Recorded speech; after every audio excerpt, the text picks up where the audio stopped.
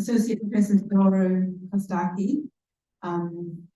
is really one of the faces of ISCAST, which is our Australian brother, I suppose, on the other side of the whatever that is, ditch.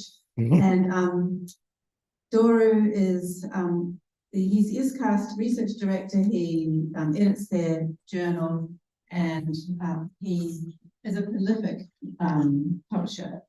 He was trained at the Radio Vodas Seminary, I'm probably mispronouncing that, in Bucharest, Romania, and has undertaken doctoral studies in Orthodox theology at the University of Bucharest. He has over 20 years of tertiary teaching experience and was the Durham International Senior Research Fellow at the Institute of Advanced Study at the University of Durham in 2018. So please welcome Doru.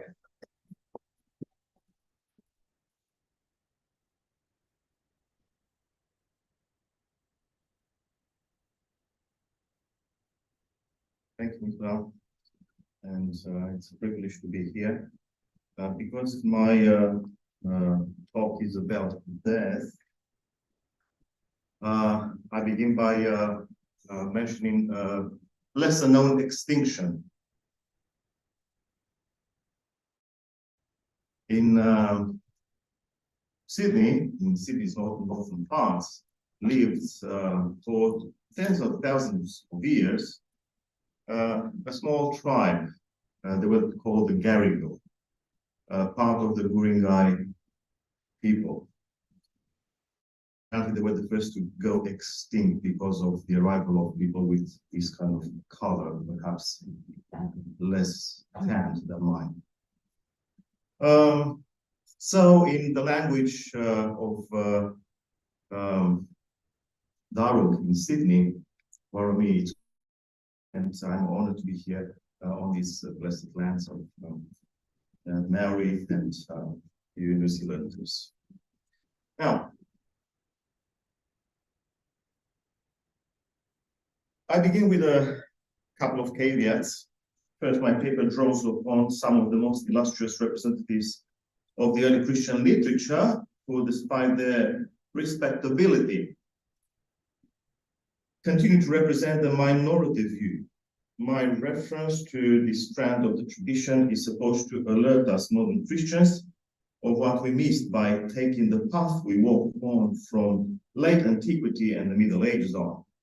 Second, I bring a different perspective from the usual biological and anthropological approach to the topic of death, that is cosmological. This perspective brings with it a series of questions that, from my viewpoint, are deeper than the usual crime and punishment approach, or the anthropocentric, or at least biocentric approach that we are so familiar with. Taking for granted the established view of the time, 4th century theologians such as Athanasius of Alexandria and Basil of Caesarea believe that God's creation is mortal by nature. It is from these authors and their colleagues that I take my cue in what follows. In short, for them, something that had begun to exist in time cannot be conceived of as naturally immortal. Immortal by nature is only an eternal being. And since the creation has a beginning, therefore being finite, absence of natural death cannot be predicated about it. In turn, Athanasius, Basil, and their colleagues believed in the future immortality of all creation to be divinely granted at the eschaton. This patristic outlook, patristic, fathers of the church, whatever, mothers too. This patristic outlook collides with the popular assumption that the prelapsarian world was immortal and that it lost this characteristic because of human failures. I'm not going to either question this strand of the tradition or contrast it with the popular view, not in detail anyway. I consider this tradition both theologically normative and scientifically sound, the latter emerging when one examines it together with the evolutionary history of life on Earth.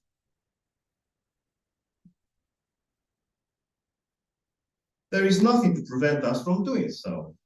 Perhaps along the lines of Graham Finlay's idea that, I quote, the phylogenetic histories of genomic and literary texts, end of quote, are not so different, and you see the reference there. Most of this paper outlines elements of the relevant tradition, elements that, despite their significance, remain largely forgotten. After that, I endeavored to understand what the fall amounts to in regard to creation's natural mortality, and whether the patristic worldview discussed here can serve as Christians in contemporary conversations with scientifically minded people. To the point now. Still fascinated by Hesiod's myth of the Golden Age, and undoubtedly unaware of the source of their convictions, modern Christians believe that initially the universe was perfect and immortal, and that its mortality is our own doing. No wonder, closer to us, many found reassuring Gottfried Leibniz's logical nexus between God's best will and its outcome, the best of all possible worlds. Not so the early Christians. They realized that the universe is imperfect, irrespective of how paradoxical this conclusion might sound. I say paradoxical because the result of the Creator's perfection was not a perfect creation as Leibniz's logic would demand. The immortal Creator made a mortal world. But Nicola Holger-Cregan doubts that our idealistic expectations about the best of all possible worlds are legitimate. The answer cannot be found in modern Christian utopias. Troubling questions arise. Wasn't the world created by God and found to be good? How then do we account for the violence, destruction, suffering, and death inherent to the history of life on earth from the beginning to date?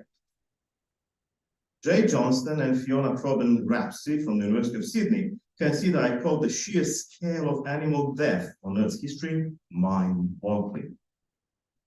But what about the countless solar systems obliterated by cosmic cataclysms, black holes, pulsars, radio bursts, gamma ray bursts, and so on and so forth? We have to consider all that stuff.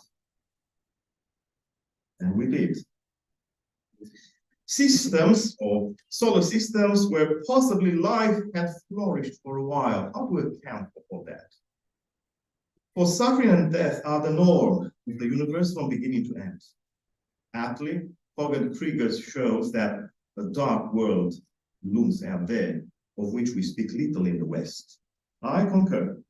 I have shown elsewhere that early Christian authors such as Basil and John Chrysostom viewed the goodness of creation as balance of life and death, joy and suffering, tameness and wildness, light and darkness. So there's a bit of ambiguity that Bethany mentioned earlier.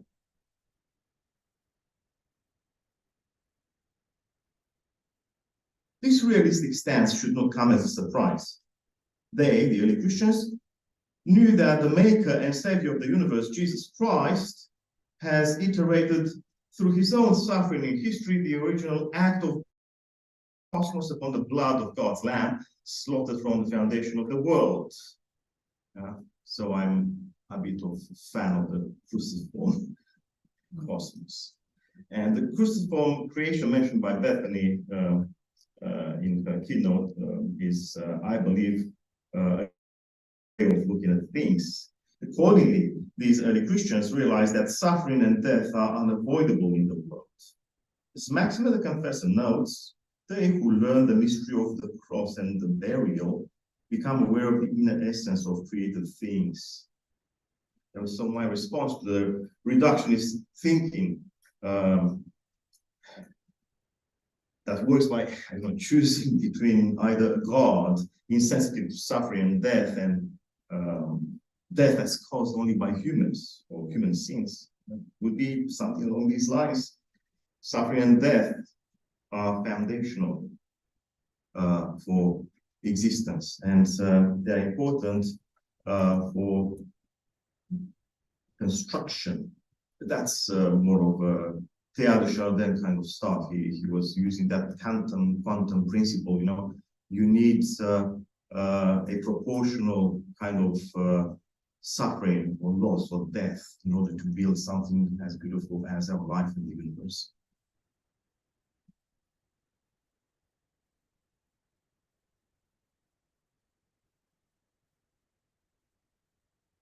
On this note, let me briefly return to the early Christian perception of the world as imperfect. Notwithstanding its goodness, since it is God's creation, the universe remains imperfect throughout its transition towards the eschaton and for all the ages to come. Having a beginning and therefore being fundamentally deficient, imperfect, the universe will continue to move for all eternity.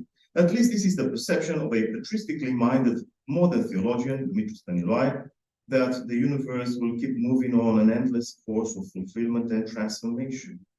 And Maximus tells us, movement is the hallmark of imperfection. Not even future glory will amount to the universe's perfection. Perfection belongs to the Creator, not to created beings. It is against this backdrop that the ancient view of things as naturally mortal received early Christian approval. I begin with an implicit reference to the creation's natural mortality. In an enigmatic comment, Clement of Alexandria contemplates the Genesis 1, first 3 verses image of the emergence of light or order out of chaos or darkness, as rewritten in the first letter of Peter 2.9, where God's people's transference from darkness to light represents more like a resurrection. He proposes that the scriptural passage presents the transition of believers from spiritual death to life as analogous to matter's movement from darkness to light or from chaos to order. As the divine will organizes the universe, Clement goes on, so the Savior's teaching and the grace of baptismal regeneration save the believers. In his words, bringing us out of disorder, the Lord enlightens us and leads us to an unclouded light, wholly immaterial. This sentence speaks of the cosmos only indirectly, suggesting that the spiritual rebirth of believers clarifies phenomena pertaining to the nature of the universe. So this kind of anthropic loop between cosmos and whatever experiences on earth. Spiritual rebirth also heralds the eschatological destiny of the cosmos. As the believers experience God's holy immaterial radiance in the here and now, the same unclouded light will one day permeate the universe in its entirety. And while here Clement does not associate the words life and death with the universe, his parallel with believers' salvation from spiritual death casts light upon the nature and the destiny of all creation. A known Pauline trope is discernible here, that the creation itself will be liberated from its bondage to decay and brought into the freedom and glory of the children of God. What matters is that Clement does not ascribe creation's mortality to human sinfulness. Moving on chronologically, Origen of Alexandria echoed the established view that the universe, having a beginning of its existence, could not be perfect and immortal by nature. He also emphasized creation's complete dependence on God's providence to support its existence and to lead it to eschatological glory. The two statements are consistent with Origen's view elsewhere that all created beings and the cosmos in its entirety, visible and invisible, continue to transition and to change until the end time. Moreover, being providentially led, the universe does not move aimlessly. It moves towards stability and a higher state of complexity, following a threefold trajectory from beginning through the middle to the end. While the perfection of the created cosmos was divinely ordained before the ages, it remains a reality of the future. It has never belonged to the universe in the past or today. Down the tracks of history, Origen's critical admirer, Athanasius, clarified that while the universe is by nature imperfect, I quote, fluid, weak, and mortal, or again, fluid and dissoluble, the Creator calls it to immortality. The cosmos cannot avoid death outside the lordship, providence, and organizing work of the Logos, who orders and holds all things together. The cosmos needs divine support on an ongoing basis. It is God's Logos who providentially takes care of it, strengthening the creation into existence, says Athanasius, and preventing it from relapsing into nothingness. Here, Athanasius' discourse rehashes the view of the Gnostics that the universe is deficient by nature, adding the caveat that it is so because it is created out of nothing, not because of an inherent evil. By the way, the idea of natural evil is completely absent from early Christianity. So something that happened later, history of Christian thinking.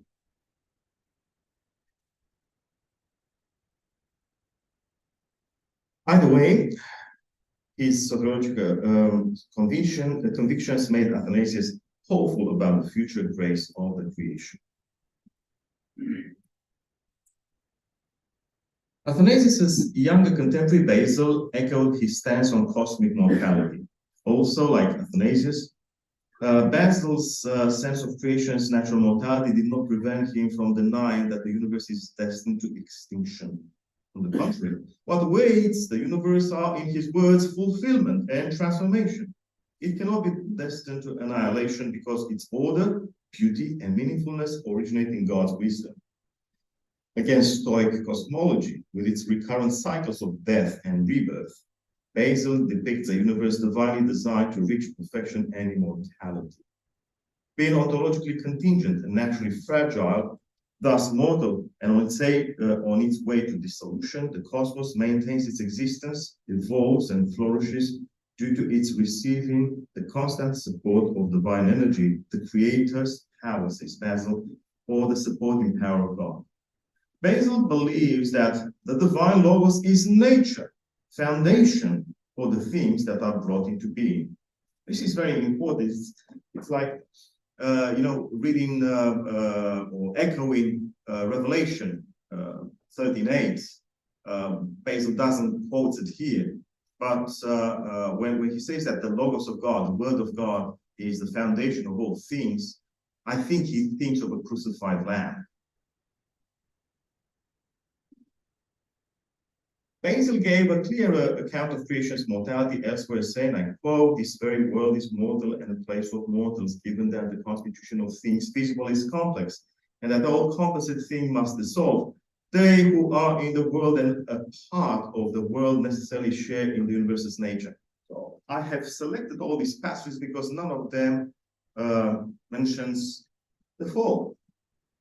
Death can be discussed, can be pondered in Christian terms without having to add the complication of the fall. So the list goes on, and doesn't matter what else we can pile up here. But before I move on to a brief discussion of what the fall might mean within this context, let's just see what we found out so far.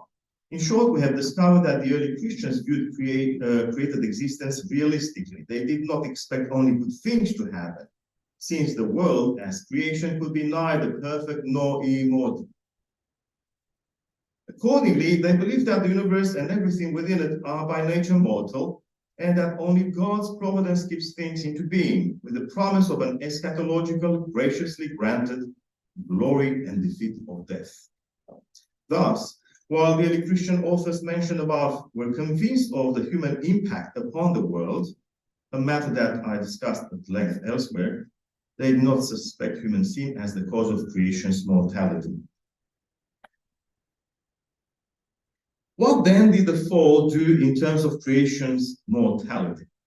The answer to this question would be simple to give, but at face value it would lead to a contradiction. Indeed, most of the thinkers mentioned above took the scriptures literally here, connecting at least our mortality and the fallen condition. But taken within its context, their consensus entails a subtler view of things. In short, I would say that for them, the paradisal experience was an opportunity to overcome death for humankind and the cosmos alike, while the fall amounted to an existential failure, because of which all return to the natural mortality inherent to the created being. After all, as we read, you are dust, and to dust you shall return. Dust here means mortality. In anthropological terms, the fall is our becoming sinful dust, as the modern patristic figure, Silvan the Athanite, has it, which means sinful in addition to remaining mortal. In cosmological terms, the fall merely is the wasted opportunity to attain the eschatological glory sooner rather than later. The final word is in order about the significance of the strand of tradition discussed here for the conversation between theology and science. It is widely known that the popular view of the fall as causing mortality is a thorny matter and the source of much ridicule for us. But this thorn is taken out of the way when we listen to the early Christian wisdom, for which creation in its entirety, including the human being, is mortal by nature, with the fall amounting to the missed opportunity to transcend mortality by a supernatural way of life. At least in part, this understanding of the situation would boost our chances as Christians to be taken more seriously by our scientifically minded contemporaries. This is where I leave it.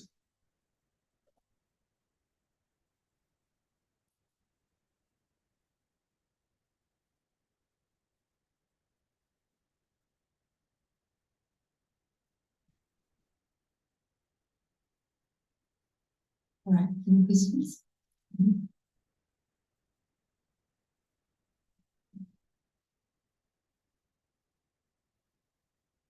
Hello, I'm Ruth Barton. Thank you. I may have missed some points, but two I picked up. I know you're not identifying yourself with every one of these authors, but you do sound to be approving of them. No, actually, I do identify with all of them. All At right. least on this count. Right. Then I think it's Clement that thinks that the future world that we're moving towards is immaterial. And That's Origin, but I haven't mentioned that one. And Origen said it's unchanging. So are those positions that you hold about the future will be in an immaterial and unchanging condition? Okay. That's Yeah, this sounds like a contradiction, yeah. I give you that.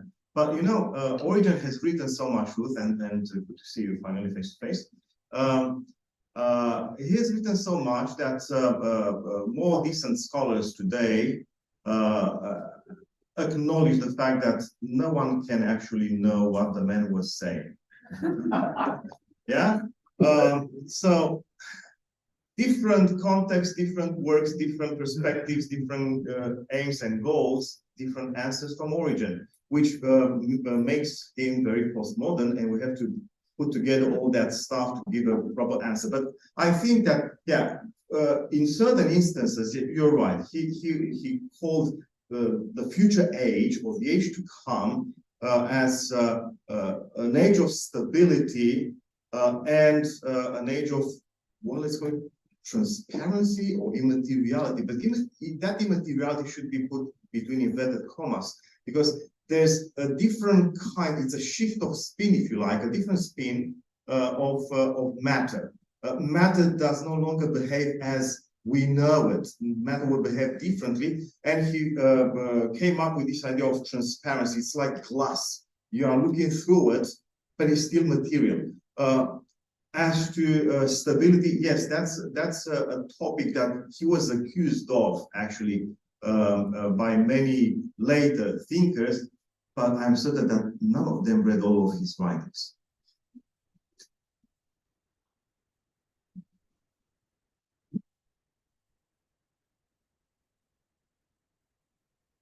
Figueroa. I like the fact that how you show these fathers of the church who had a very realistic vision of the world, thing that they came from sin. Do you think then it was really the theory of St. Augustine regarding original sin that took that at the end invaded all the tradition, the Christian tradition regarding the fall and the consequences of the fall? Was his thought that really was predominant in the centuries that came up? Thank you, Lucio, and again, good to see you face to face. It's yeah. Before Augustine, no one knew of what the West calls the original sin. Bad news. Do you want me to continue? Yeah. I can. I mean, Bethany mentioned Irenaeus, the childhood of perhaps intellectual childhood of intellectual childhood of Adam and Eve, which does away with the story of the fall altogether. Judaism doesn't have the story of the fall.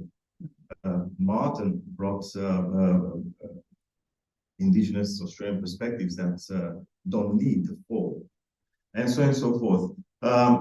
Yeah, I think if we are looking at these very educated early Christians, I repeat once again their names because they were really educated. Clement of Alexandria, Origen of Alexandria, Athanasius of Alexandria, and Basil of Caesarea, who was an honorary Alexandrian. Okay. There were a few more, but these were highly educated people by the standards of the time, and all of them took for granted the scientific narrative, available scientific narrative, that things are mortal. Things are mortal. Nothing that exists or has the beginning of its existence can actually survive forever, be immortal. And this is where they brought in the Christian narrative without the complication of the fall, the Christian narrative of salvation, whatever you want to call it, where God does whatever God does in order to have the universe and all of it, or whatever, everything within it, survive and exist forever in the ages to come. By the way, in Eastern Orthodoxy, I'm one of those. In Oriental Orthodoxy, I'm not one of those, but I work in a college of that tradition. There's no original sin. So you lost at least a few 100 million Christians on that count.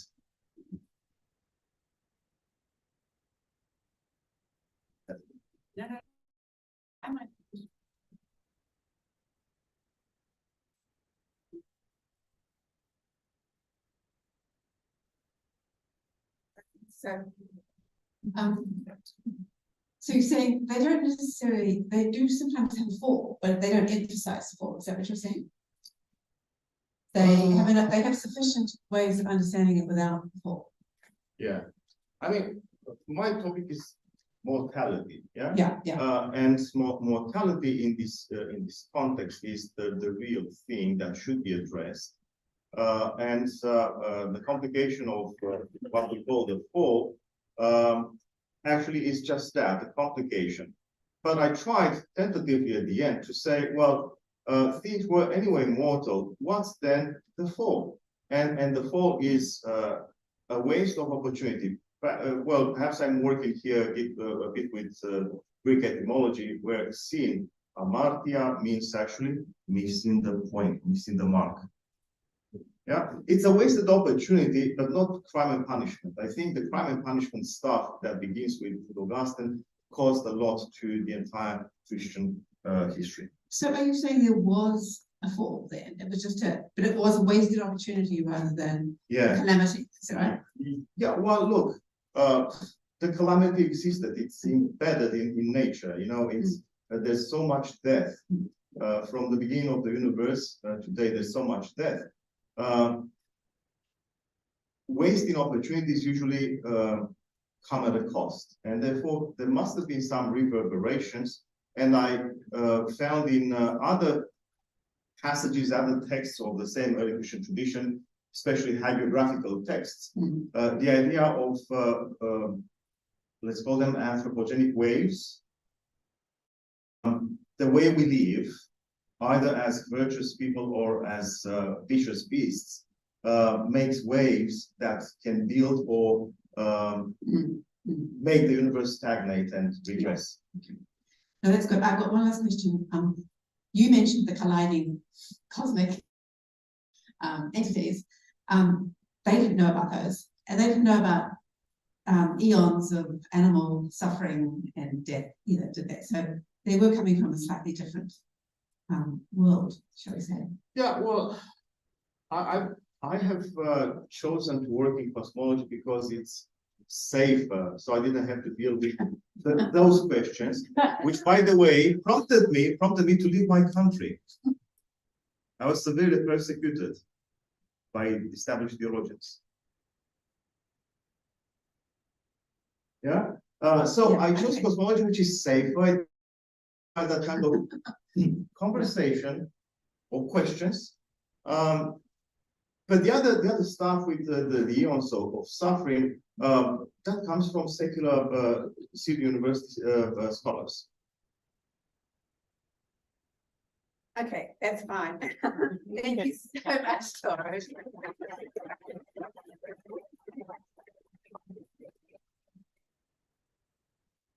And I'm sorry, this is a marathon. I don't know what I was thinking of. We are now going to have the Reverend Dr. Anne Van Gent, and this is a completely change of tune, this one. So Anne Van Gent is currently the diocesan ministry educator for the Diocese of Dunedin. That's the Anglican Diocese of Dunedin. She's worked in education all her adult life, both as a secondary teacher in South Africa and Zambia, and in adult training for ministry in Australia and New Zealand.